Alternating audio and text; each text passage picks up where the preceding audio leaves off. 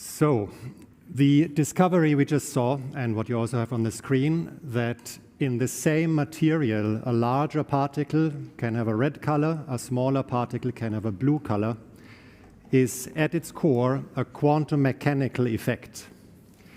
Quantum mechanics predicts that if you take an electron and put it into a small space, the electron's wave function gets compressed. And the smaller you make the space, in this case the particle, the larger the energy of the electron. If you can store more energy in an electron, it can also give more energy to a photon. So the light emitted from a small space, electron in a small space, will be more blue, and that from a larger space will be more red.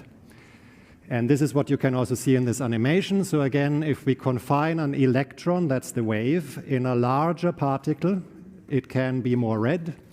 But as you compress, imagine making smaller and smaller particles, compressing the wave function more and more, you give the electrons more energy and they send out more blue light. In this sense, quantum dots are a new class of materials. They are different from molecules. If you imagine if you wanted to make different colors with molecules, you would, for each color or for each other property, you would choose a new molecule, a new set of atoms in a new constellation. Quantum dots, however, have all the same structure. They have, in fact, the same structure as a bulk material would have. It's the same atoms in the same constellation, just that a small dot has fewer atoms and a bigger dot has larger atoms.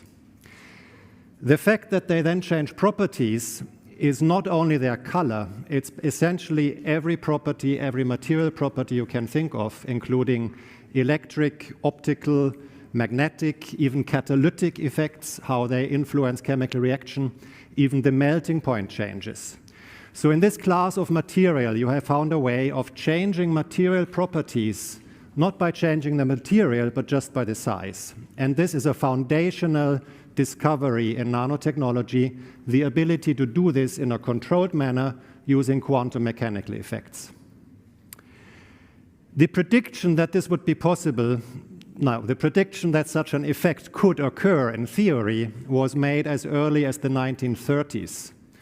But for the next 5 decades, it seemed near impossible to make such materials because not only do you need perfectly crystalline structures, and you need to control the size exactly, basically atom layer by atom layer, you also need a perfect surface property so that you can get these phenomena and these clear colors.